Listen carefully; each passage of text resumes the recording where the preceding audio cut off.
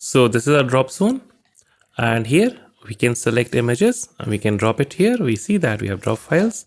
We can add more images. We can select these images here, and we see that we have these two images because this is an SVG and we are not accepting SVGs. We are only accepting JPEG and PNGs. And now we can simply click on upload to upload it to our Cloudinary account. So let's click on upload and let's go back to our browser here. And we can see that we have these images inside our dashboard, inside our Cloudinary dashboard. So that's what we have done here, and that's what we are going to do in this video. So guys, welcome back again. So in this video, we are going to use react-dropzone with Cloudinary to drag and drop our images to our drop zone and then to upload them inside our Cloudinary account. And we would be handling multiple uploads, that is uploading multiple images, simultaneous images in one go. And then we are also going to see that how to delete an image from a Cloudinary account. And then in the process of learning all this, you are also going to learn that is how to handle for each loop with promises. So that's what we are going to do in this video. So let's dive into our code and let's see that how it is all done. Okay, so here we are inside our terminal, and here if we do ls here, we see that currently we are inside this directory called dropzone Cloudinary, which is the name of our project. And currently there are no files and folders inside this directory. So what I'm going to do, I'm going to create a new React application inside this project and inside a folder called frontend. So let me do npx create react app frontend, use npm, and I simply put in this flag here because I want to use npm as my package manager and not yarn. By default it uses yarn, so I'm using npm here. So let me press enter to create this front-end application. Let me fast forward it. So now React is installed. So let's open this folder, that is our root folder inside VS Codes. So let me simply do code dot to install to open this folder inside VS Code. And here we see that we have a front-end folder in which our React application resides that we just created. And the first thing, let me start the application. So let's see that if everything is working fine. So let me do npm start to start the application. And we see that our application is up and running, and we can see this React spinning logo. So let's go back to VS Code and let me stop this application because we want to install a package here that is called react-dropzone. So let's open Chrome first and let's go to this URL here, that is the npm URL of react-dropzone. And let me simply copy the dependency from here. Let's go to VS Code again and let me clear out the console first and let me paste it here. Let me simply press enter to install it inside the front-end package. And just remember that you need to install react-dropzone inside your front-end folder, because otherwise if you were inside your root folder, that is dropzone Cloudinary, then it would be installed like inside the root folder, but we want this package to be only available to our front-end. So that's only what you need to take care of. And for the backend part, we'll be doing that in a moment once we complete our front-end part. So let me start this application so that the application is always started in the background. So let me minimize the terminal here. And now what I'll do, I'll simply go to my package.json file and let me verify if the dependency has been installed. So we can see that react-dropzone has been installed here. So now let's go to our app.js file. And here what I want to do, I want to remove a couple of things, or rather each and everything from this file because we do not need it. And we can remove this header part from here because that's a boilerplate code. Let me save it. Or before saving it, let me create a div here with a class name or with the class name of dropzone, because you want to style it according to that name, that is class name of dropzone. And this name is not necessary, it is only a class name. You can name this variable or this class name as in what you like, but I simply want to create this dropzone. I simply want to give this div a class name of dropzone so I can style it. So let's save this app.js file and let's go to our app.css file here. And if you're using any component library or so, then you can style it as in what you like. And here I simply want to give you a small demonstration that how to style the dropzone before even creating a dropzone here.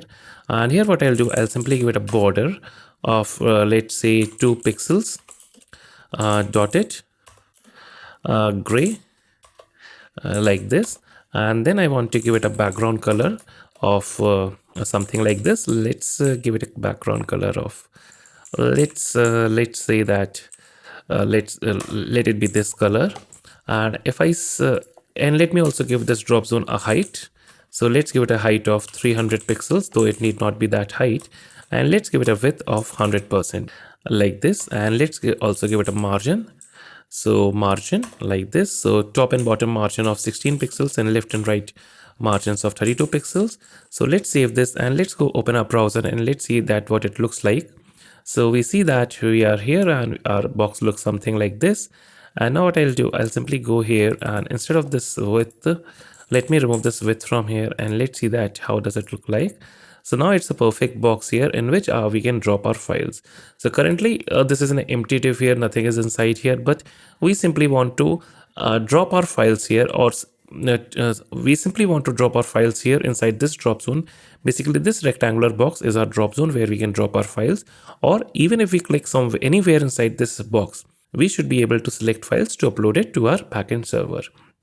So let's go back to our application and let's go to our app.js. Let me import useDropzone hook from the react-dropzone package. And since we are in 2021 and in a couple of days we'll be in 2022, so we should all be using hooks and not like components that is provided by the dropzone library, which in case you want you can use, but I always prefer to use hooks. So from react-dropzone, and the thing which you want to import is useDropzone like this. And now what I'll do, I'll use this useDropzone hook inside our app component. So what I'll do, I'll simply say const something equal to useDropzone, simply like this. And then what it returns a couple of parameters. But here we are interested in 3 parameters or 3 properties.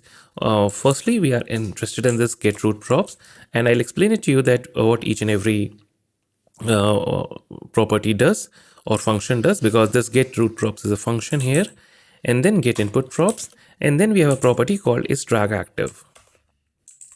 So let's save this, and now what I'll do, I'll go inside my div, and here what I'll do, I'll simply write a JSX expression here, and that is drag active. If the drag is active, then we simply want to display here that is drag active like this. Otherwise, we can simply print out here that is you can drop your files here. So you can drop your files here like this.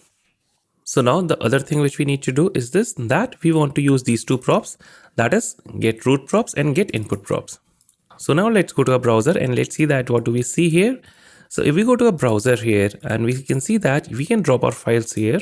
But if we open this folder here, and if we want to drop this React logo inside this drop zone, we see that we are not able to see this. We are not able to drop here because we are not getting any message here that is drop here or drag active, though the drag is active here, and that is because we need to pass this getRootProps to this dropzone div. That is the div containing our dropzone, and here we need to spread this getRootProps function that we got from this useDropzone hook. And here we can simply say ... getRootProps like this. And now if we save our application and if we go back to our application, we can see that if we now drop this thing here, that is this logo here, we see that we are getting this thing that is this thing here that is drag active. But if we click here, nothing happens. And even if we open our console, we won't be seeing anything because we haven't done anything. That is whenever someone drops here, we are not handling it as of now. So let's go back again. And now here what we need to do, one more thing, that is inside this div, which is our drop zone, we need to create an input HTML element inside this drop zone. So what we'll do, we'll simply create an input element. So input, we won't be using any type here because that type and each and everything else would be provided by this getInputProps. So that's why we have this getInputProps here, which would take care of each and everything like on change event on this input and so on and so forth. And I would be simply printing out that what's all inside this getInputProps and this this getRootProps. So firstly, let me simply spread this getInputProps here. So now let me also make a log statement that what's inside these getRootProps and getInputProps. So console.log getInputProps and getRootProps. So it would make you better understand that what these props are doing here or what these functions are doing here inside in each of the elements that is inside this div and inside this input element. So let me save this and let's go back to our console here. And now we see that we have this console open. We see that the first thing which we see here, that is accept. And this is related to the getInputProps thing. And we see that for accept, we have undefined. For autocomplete, it is off. For multiple, it is true.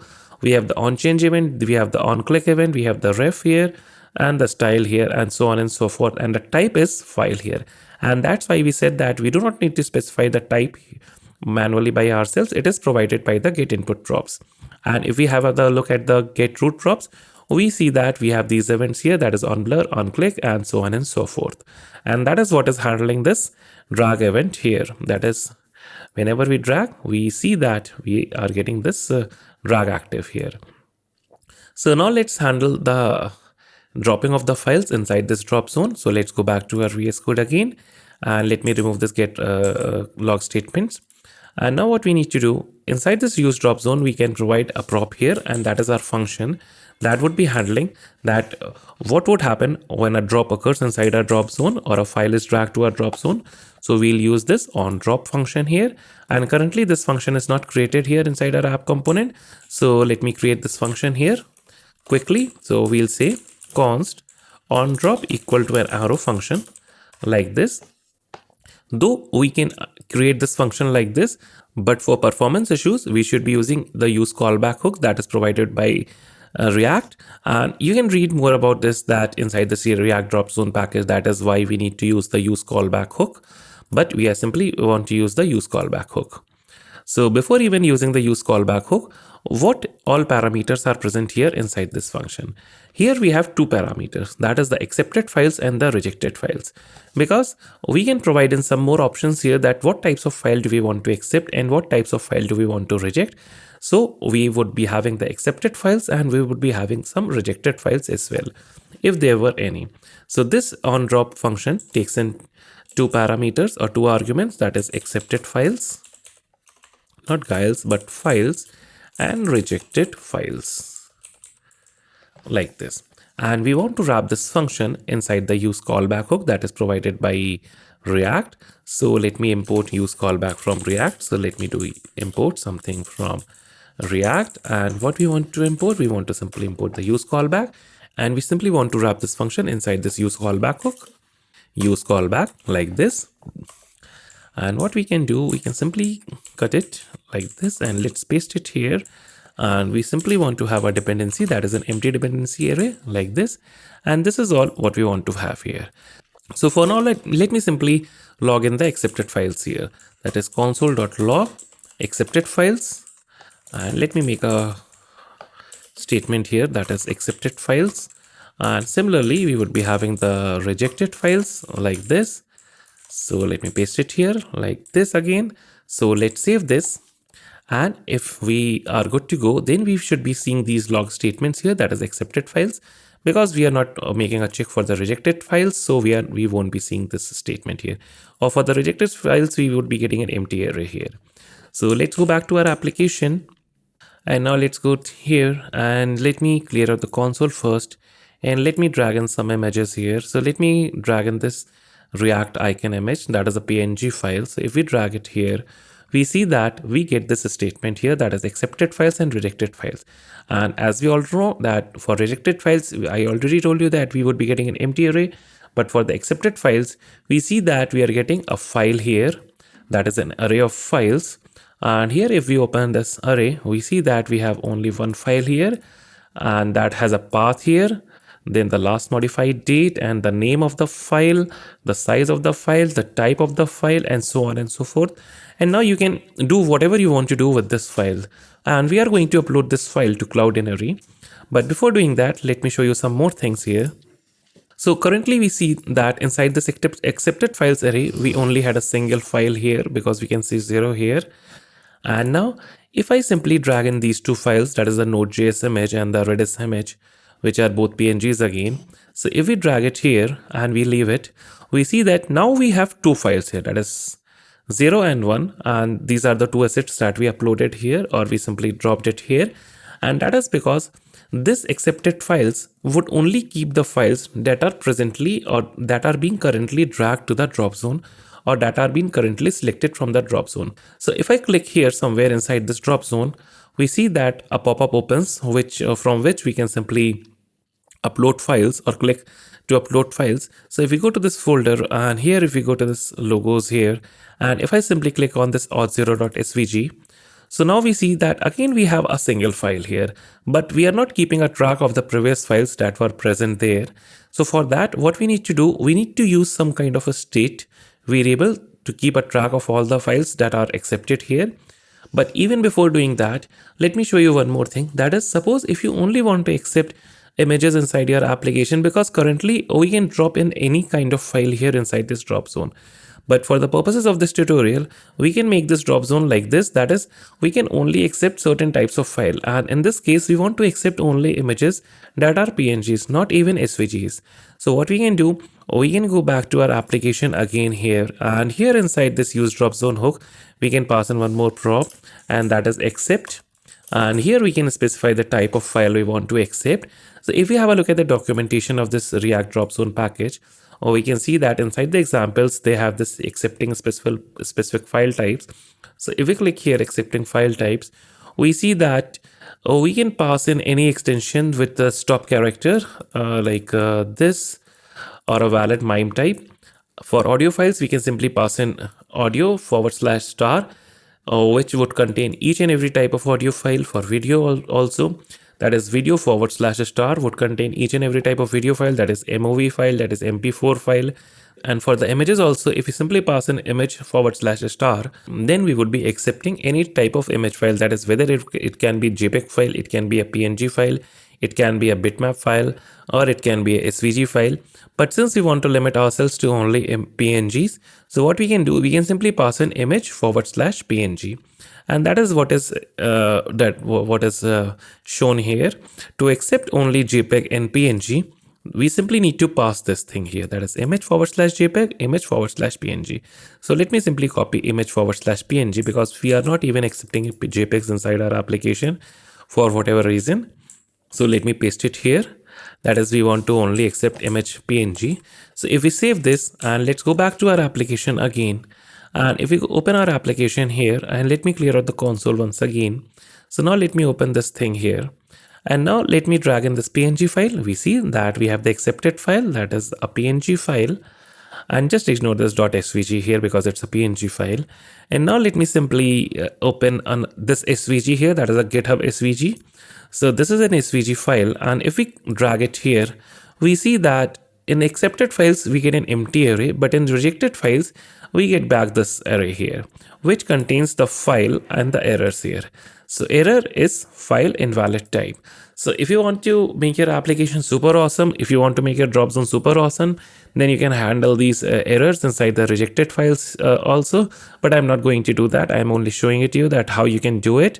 And we also have the message here that is file type must be image PNG. So this is all fancy stuff which you can do inside your drop zone, but I'm not handling that rejected files case. I'm only accepting the files. So now let's create a state variable to accept all the accepted files here. So to do that, what I'm going to do, I'm going to go back to my application here, and here I'm going to simply create a state variable, and that would be called files. So use a state like this, and the state name would be images, or let it be images, and the initial state would be an empty array like this, because initially our images would be an empty array of images. So to use a state, we need to import the user state from React also. So let me import that also. So now the error is gone. And now what we can do, we can make a log statement whenever we push an image to this images state variable. So let me use the use effect thing also. So use effect, and the effect we want to do, we want to simply console.log images like this, and we do not want any cleanup function here. It is only for demonstration.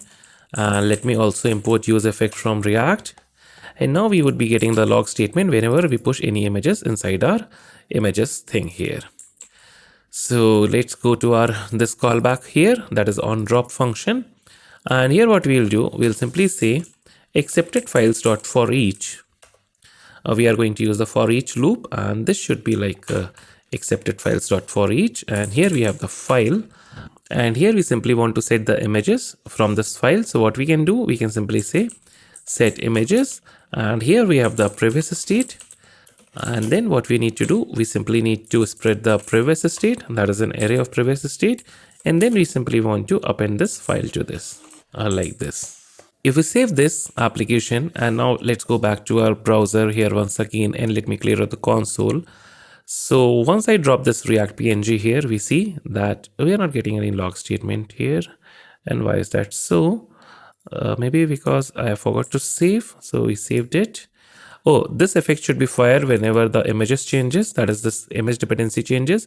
So we need to put that images here. So that is whenever this changes, we should be having this effect here. So that was a mistake from my part.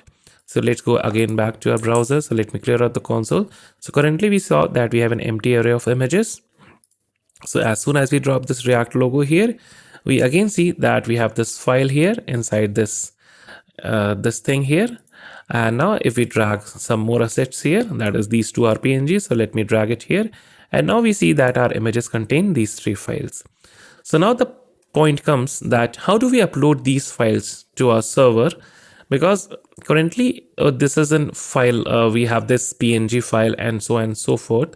But the easiest way to upload these files to our remote Express server would be to create a base64 URL of that file. And the reason of using base64 format to upload these files instead of directly uploading these files using the multipart form data is because Cloudinary accepts base64 images to be directly uploaded to their cloud using the Cloudinary SDK. So that's what we are going to do. We are going to simply convert these files into base64 counterparts, and then we can simply make a post request to our endpoint and we can directly upload that base64 strings to our Cloudinary account. So let's do that. So let's go to our VS Code, and instead of setting the images like this, what we need to do, we need to create some kind of a file reader here to convert this file into a base64 counterpart. So what I'll do, I'll simply say const reader equal to new file reader like this. And then we simply need to handle the reader onload method, and we can say reader.onload. We have a function here, and here we can do whatever we want to do with this file. So instead of setting the images here, let me put it here and let me comment it out as of now. And then what we need to do, we can simply say reader.read as data URL. And what we need to read as data URL, we can pass in a blob here. And in our case, the blob is this file here, which we get here inside this foreach loop. So now whenever this file is read as a data URL, we would be firing this event, that is onload event, and then we can simply set the images using the previous state or this file here. So here we can simply set the images using the previous state like this, and instead of passing in the file, we can pass in simply reader.result like this. So if we save this and if we go back to our application, so let's open browser here and let me clear out the console. So let me drop in again two files here, these two files here. Now we see that we have these things here. Okay, we have this previous cache data here. So let me clear out the console and let me reload the application.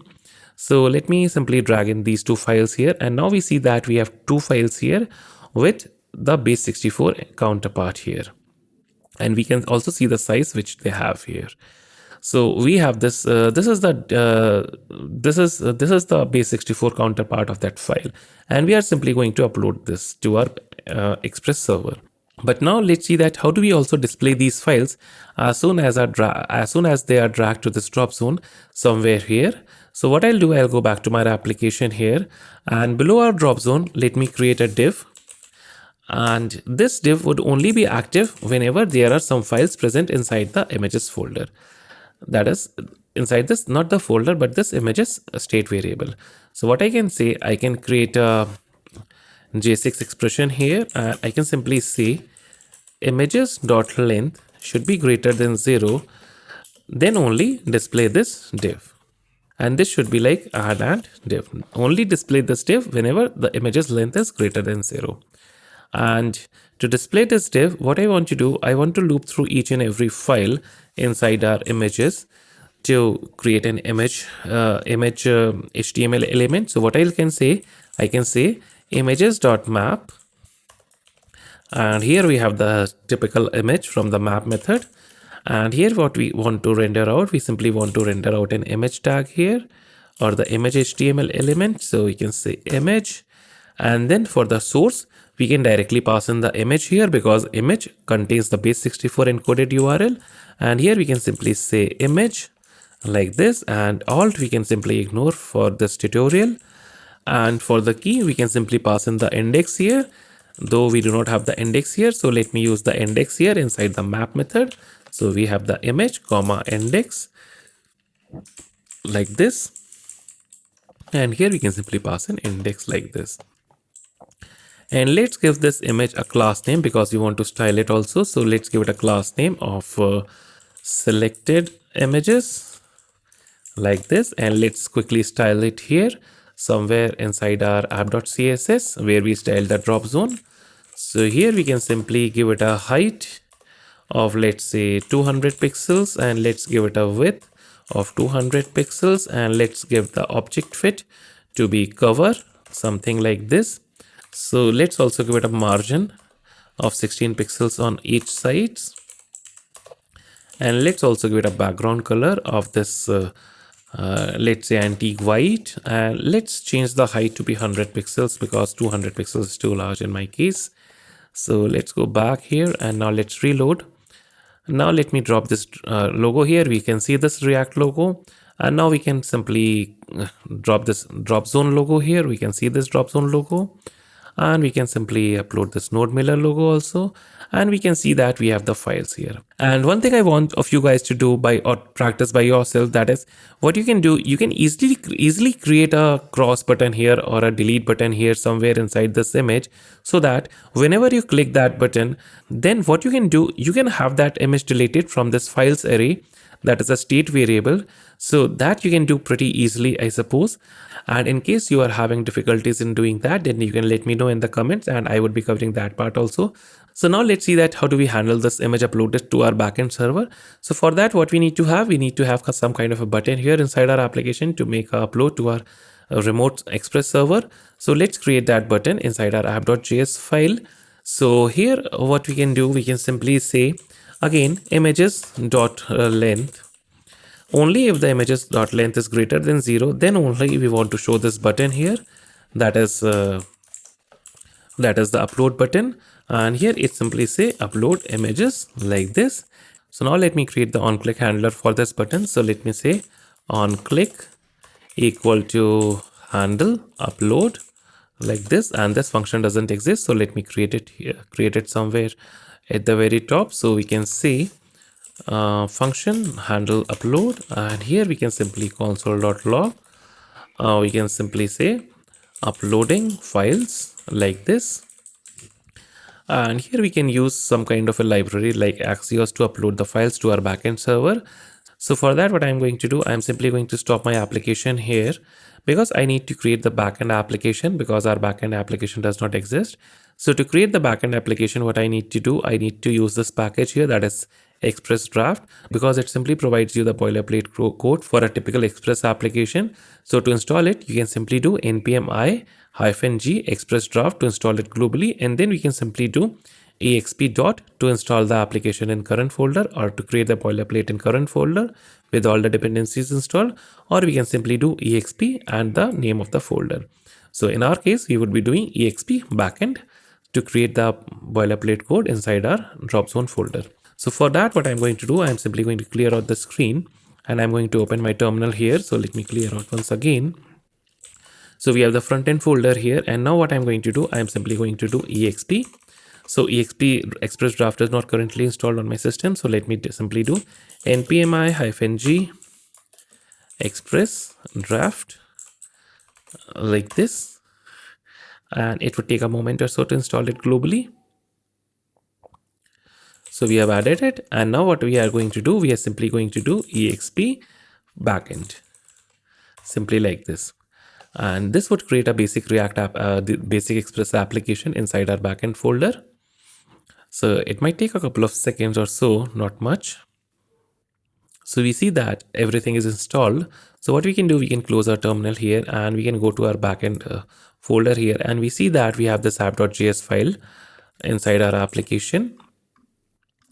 And if we have a look at the package.json file, it basically installed the .env dependency, the express dependency, the HTTP errors for handling the errors, the Morgan package for logging in the request, and that's all what it does. And inside the env file, we want to run this application on port 4000 because our React application runs on port 3000. So let me save the .env file.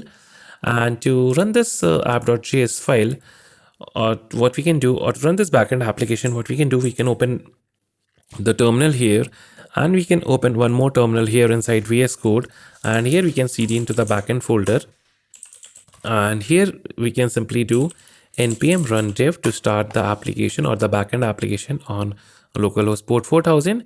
And if we simply click here, we see that we get this message that is awesome, it works. So let me stop this backend application. And why we need to stop it? Because we need to install a dependency that is Cloudinary to install to be installed in the backend app on the backend application. So let's go to Chrome and let's go to this dependency called Cloudinary. And to install it on the backend, we simply need to do npm I Cloudinary to install it on our backend server. So let me paste it here and make sure you are inside the backend folder or the backend part of your application. So let me do npm I Cloudinary.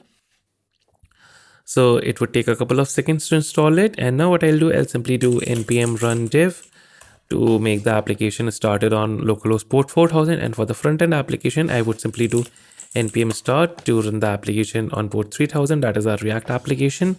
So let's again go back to VS Code and let me simply minimize the terminal here. And what I'm going to do, I'm simply going to create a very simple route here that would be simply handling the uploads of our images.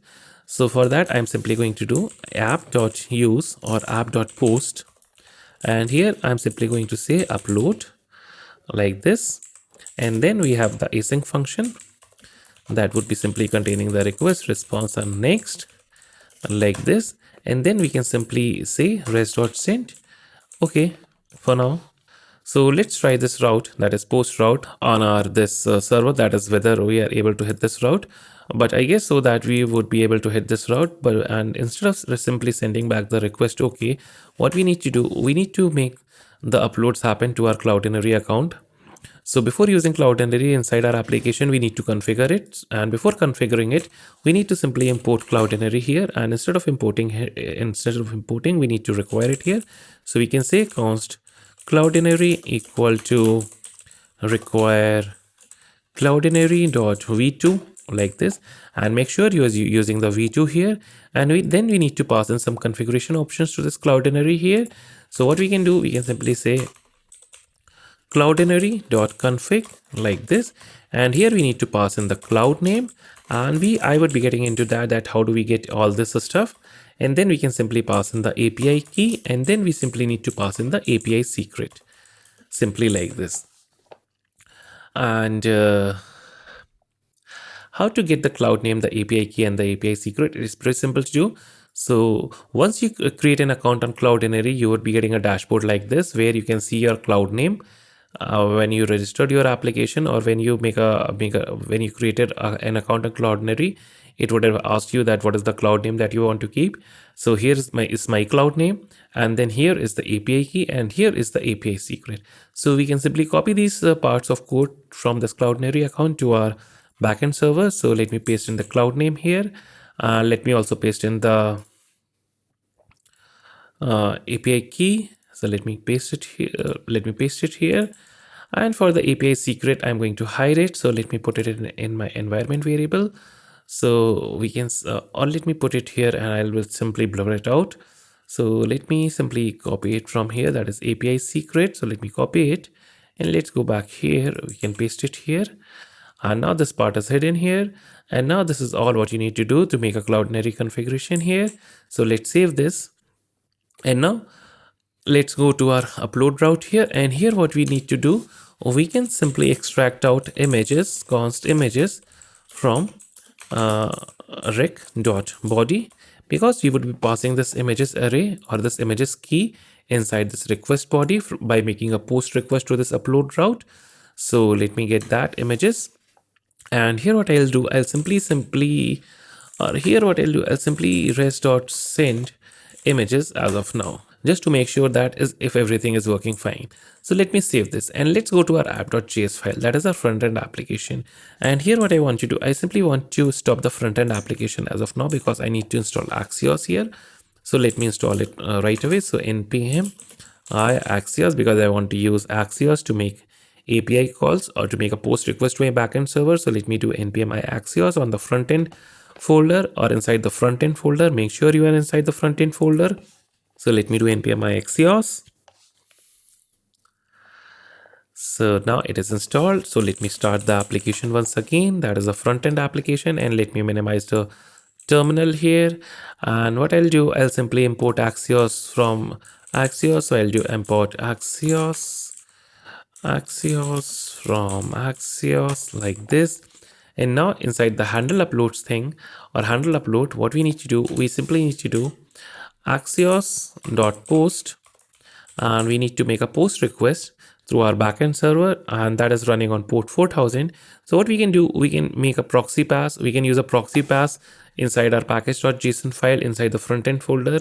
So we can do that also, or for the sake of simplicity, let me simply type in the whole URL, that is the backend URL here. So http localhost port 4000 / upload, or was it called uploads? So let me check it once again. So it is called upload here. So that's what we are passing here, upload.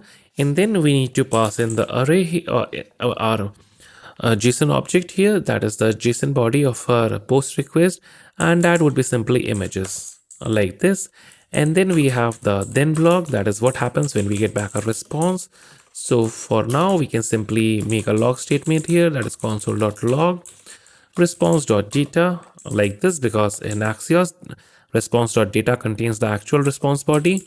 And then we can probably cache the error if there is an error, and we can again log the error. So console.log error.message like this. So let's save this, and if everything goes well, we should be seeing the course error inside our application. That's what I expect. So currently, let me clear out. Let's reload the application, and let me simply drag this file here, and let me simply click on upload images, and we see that we get back this typical course error, which we typically have when we are creating our front end and back end separately, which is not running on the same port or on the same host. So to fix this error, the simple way is to install the course package on your backend to allow incoming requests from any host. So what we can do, we can simply do that by opening our or by stopping our backend application. And let me simply install npm I course like this, and let me run it again. So it should be npm run dev for the backend application. And if we go to our backend application, we need to go to the app.js file, and here at the very top, what we need to do, we need to simply say const course equal to require course like this. And then we simply need to do, just after we initialize the express application, we can simply say app.useCourse, and here we can pass in the host, or what it is called, origin, and here you can simply pass in a star to accept from all origins. But even if you do not pass this and you simply do it like this, then it would be accepting a request from any origin. Or otherwise, you can simply pass in the origin of your front-end application, which I'm not going to do. And if we go to our front-end application, and if we reload the application, and if we drop this React file here, and if we try to click on upload images, then we won't be getting that course error, but instead we would be getting a response back. So let's click on upload images, and we see that we get back this data. So which means that everything is working fine to and fro from the front end to the back end. So let's handle the uploads from the back end. So that is pretty simple to do. Once we install Cloudinary here, we initialize the Cloudinary package here. What we can do, we can loop through each and every images from our request body. So what we can say, images.foreach, and it should be like images for each. And here we have the individual image. And for now, let me simply log the image, or let's simply do it right away, because like logging takes a lot of time. And instead of sending a response like this, let me delete this response. So firstly, what we need to do, let me show you the wrong way, which most of you would do if you were trying to make an upload to Cloudinary. So if they suppose if this images was not an array and instead it was a single image file, that is let me simply get the first element of the array. Let me try to upload it.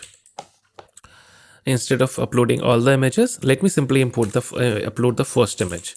So const image equal to images 0, like this, and now what we need to do to upload to Cloudinary, we can simply do it like this. We can simply say Cloudinary dot uploader dot upload, and here we can pass in the file which you want to upload.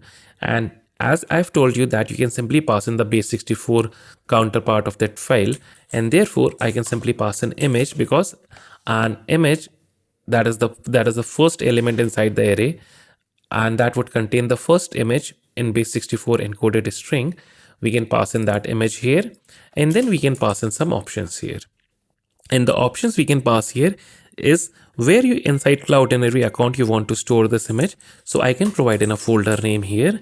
So let's say yours truly, let me call it tutorial, like this. And then since this is a promise here, if we hover over it, we see that we get back this thing here, that is upload API response. It is a promise. So what we can say, we can simply say const, oh, it's not like this, so it should be const response equal to await Cloudinary uploader.upload, and then we can simply console.log the response, or we can simply say res.send response, like this. And since we are using async and await, then this piece of code most likely should be in a try-catch block. So let's wrap it inside a try-catch block. And here I can simply do it like this. And now since we are using this express draft package, so each and every error handling is done by this package. So what we can do, we can simply, if there is an error, we can simply call in next, or with the error as the only parameter to handle the errors. Otherwise, we are simply sending back the response which we get back from Cloudinary. So let's save this application and let's go back to browser. So let's reload the page and let me open my Cloudinary management console. And let me go to this media library here, and we see that currently we have only these two images, and currently we only have one folder here that is called sample here. So let's see that if we can upload this file to this yours truly tutorial folder. So let me drop this React logo. So let me click on upload images, and we get this message upload files, and now we see that we get back a response. We have the API key, we have the asset ID, we have these many bytes, we have the format here, we have the URL also somewhere here. So we have the typical URL also, and we have the secure URL also. So let's copy this URL here. So this is the thing which you want to store in your database on your backend, so that whenever someone wants to get the URL of this file, you can simply send, you can simply read the URL from your database and you can send it back. And one thing also you should note that you should be also storing this public ID somewhere inside your database, where you are keeping a track of all the uploaded image inside your application. And I would come back to this, that why do we need this public ID? So we have the secure URL. So if we simply copy this, how do I copy this URL? So let me simply copy the property path, and let's go here. Oh, this is the property path. So let me copy the property string contents like this, and let me go to this URL here, and we see that we get back this React logo here. And if I go to this management console, and if I refresh this thing here, we should be seeing that we have this one more folder that is called yours truly tutorial. So if I open this folder, we see that we have this React image here in a PNG format. So we are sure that this file has been uploaded to Cloudinary. So now we are done, but no, we are not, because we need to handle multiple uploads. So let's go back to our VS Code. So now you might be wondering that, see truly now it is very simple to do that. We can simply use the images for each loop, and we can simply upload it to Cloudinary. So very easily like this. So let me comment it out. And what it typically you would do is this, that you can simply cut this piece of code and you'll paste it here. And then finally, you would be saving this response somewhere inside an array like this. That is, let response be an empty array as of now. And when you get back a response, you would be simply doing response dot push, or let's call it responses here. So responses dot push, and here we can simply push in the response for the individual file, and then we can simply do responses like this. And now we are getting await with a ready squiggly line. So the easiest way to fix it would be, we can simply do it like this, that is async images, and this would be good to go, and we can upload multiple files to our web server or to our Cloudinary account. So let's try it, because this won't work. It is not meant to be used like this. But what we can do, we can create promises here, and then we can fulfill all the promises at the same time, or or simultaneously, and then we can send back a response. So what we can do, instead of simply saying it responses, what we can say promises equal to an empty array like this. And then we can simply, instead of awaiting it, what I can do, I can simply comment out this piece of code, and I can say it here, that is promises dot push, and here we can push in this individual promise for the individual file like this. And now what I can do, I can say, now these promises are not fulfilled because they are not completed. They are simply, these promises are simply pushed to this promises array here. And now what we need to do, we need to do promise dot all, and here we need to pass in this promises, which simply contains all the uploads. So whenever these all promises are fulfilled, then what we need to do, then we need to send the response. Then we have the response, or otherwise, if you are using the await thing here, we can simply say const response equal to promised await promise dot all like this, and then we can simply send back the response. So rest dot send response like this. So this is the proper way of uploading or handling promises inside the for each loop. So I guess that you got to learn one more thing inside this tutorial. So let's save this. And now if we open a browser here, and if we reload the application, let me clear out the console. So let me drag these two files here, and let me again clear out the console. So now let me try to upload these two images. So I get this error once again, and this is a course issue. So what the best way to fix it would be to simply make a proxy pass inside our frontend application. So let's go to our frontend package.json file, and here we need to stop the frontend application once again. And here what I'll do, I'll simply make a proxy pass. So I can say proxy like this, not proxy but proxy, and here I can simply say that I want to proxy pass all my URLs that are not handled by this React application to localhost port 4000 like this, and that would be all. And now if we go to our app.js file, and instead of making a post request to this URL, we can simply make a request to /upload, and this would fix that course issue, I suppose. So let me start the application once again. So let me minimize the terminal here. Let me reload the application a couple of times to clear out any cache here.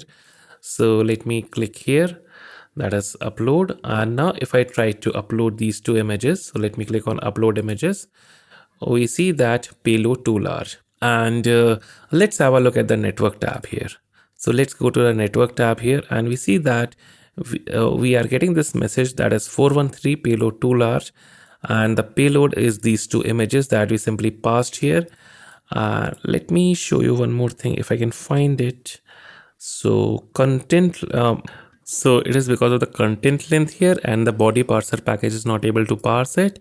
So what we can do, we can go back to our backend application here, and where we are simply using the express.json thing here, that is parsing the request body. We can pass in an option here, and that is a limit here.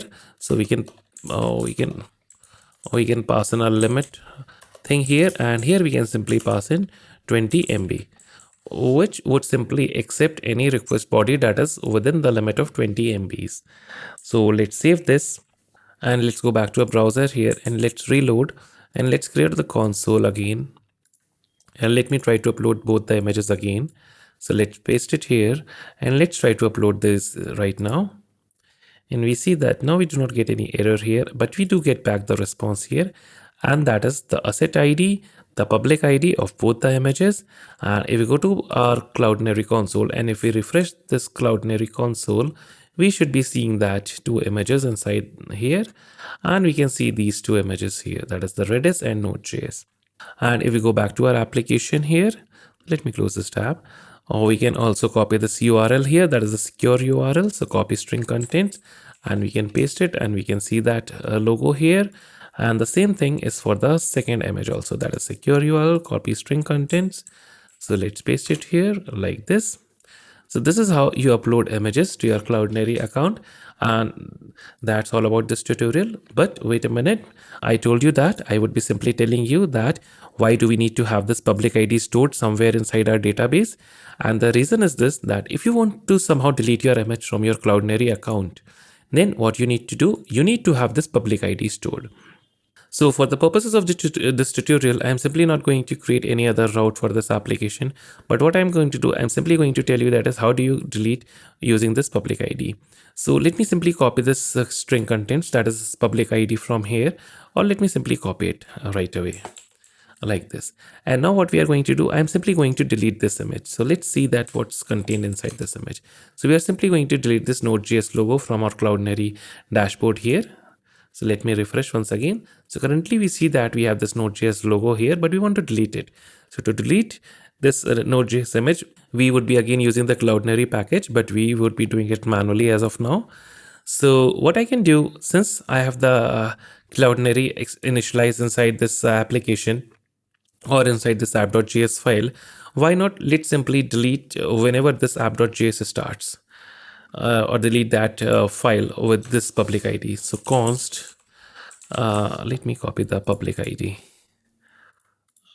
from here. So let me copy the public ID from here. Let me paste it here. And it is only for demonstration purposes. It is not meant to be done like this. But I'm simply telling you that as simple, you can simply pass in the public ID you want to delete. And then what you need to do, you can simply say cloudinary.uploader.destroy, and here you need to simply pass in the public ID. So the public ID is this public ID, and then we have the response.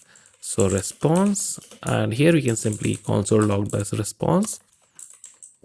So response and dot catch, and here we again have the response, not the response. Here we have the error, and here I can simply log in console.log error dot, not like this, but error dot message like this. So this should be like an arrow function.